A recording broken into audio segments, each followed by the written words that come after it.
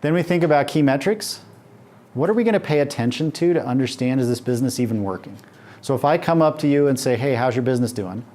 These are the numbers that you look at. Very often the easiest thing to think there is, well, we'll look at revenue or cash in the door, cash in the bank. Like those are pretty obvious ones. Every business has those metrics. Early product development though, those metrics mean almost nothing. Because for those of you getting started, you're going to run your business for a while probably without making much of any money. So those KPIs will be painfully zero for a while. So then you got to think about, okay, well, what are the key indicators that help me understand that our product development, our customer discovery work is going in the right direction? And then the last box is unfair advantage. This is, what do you have that nobody else has? Sometimes this is called the X factor, the 10X factor. What do you have that nobody can copy? The challenge with this box early on is generally you don't have much that other people can't copy. But think about what's unique about our experiences, our talent, our education, our background, that allows us to do this in a way that nobody else could copy. Very often this box gets filled in much later on in the business. I'll give you kind of a cheat here. Most people write the team in this box at the very, very early days because you really don't have much else to write in there yet.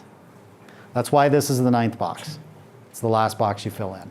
And if you need to leave it blank, that's fine. I encourage you to think about what's the highest level sort of unique thing that we have that gives us an advantage over all the other people who might be doing this.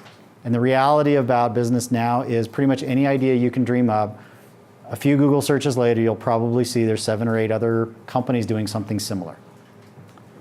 So that's where you kind of challenge yourself to think, okay, that's fine, we're going to push through it, we're going to execute better than they are, or we can see an angle that they can't see, that angle right here into that unfair advantage. This is the order in which you fill out the canvas. And so if something changes in box 2 or 3, it can cascade onto the rest of the canvas. Generally, if something changes in box 8, it doesn't necessarily change box 1. But if something changes in box 1 or 2, has a high likelihood it's going to impact 6, 7, 8. So think about the ordered nature of this. So that's a lean canvas. As you go from kind of idea to the next stage of pursuing that idea, I find that this is an incredibly valuable tool to turn the language of your idea, which tends to be very focused on the solution, and now frames it into these 9 critical aspects of building a successful business. All right, what questions do you have on the canvas? Yeah, so the question is around figuring out your business equation and revenue. Should you do it for every possible revenue, dimension of revenue, or just pick one? Early on, what I encourage you to do is just pick one. Pick the one that you think is the most salient, is the highest correlation or linkage to the problem, the customer segment, and most importantly, the revenue equation. You should leverage the unique value column. If you frame that from how does your customer derive value from making this problem go away or achieving this aspiration, use that viewpoint as you calculate your revenue or your business equation, the revenue side of your business equation. Does that help? Cool. What else? Yeah. Questions around, as you learn about the business, as something gets invalidated on here, when do you know, wow, does this invalidate the whole business or just this little piece? What I like to do about that is think about the cascade of it.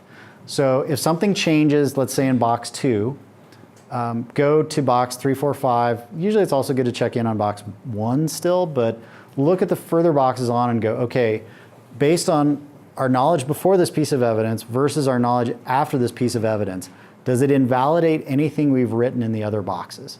And if it starts to invalidate a bunch of them, then you know you've got a pretty big pivot or change ahead of you based on the piece of information you learned. The other thing I would do is run a few extra tests to make sure, like if that piece of information comes back and you're like, wow, this is a game changer, make sure you've got a decent sample size on that data. Run that test a few more times. Do a little bit more work to make sure that you get a consistent stream of data back that invalidates everything else that you believe about the business. Unfortunately, usually it's somewhere in between those 2 extremes that I just painted. And this is now the art and the science of entrepreneurship. So what I'm teaching here is some of the elements of science of entrepreneurship and some of the structure around it. The art is the intuition you have as a founder or an early employee, entrepreneur in general, which is that intuition to look at it and go, boy, this just feels like this changes everything. Or you stand back and he goes, I don't think, this just doesn't feel like it's changing that much. Trust that gut feel and back up that gut feel with as much evidence as you can create as fast as you can create it. Does that help? No? Cool. What else? Question was around the unique value. What's that box for?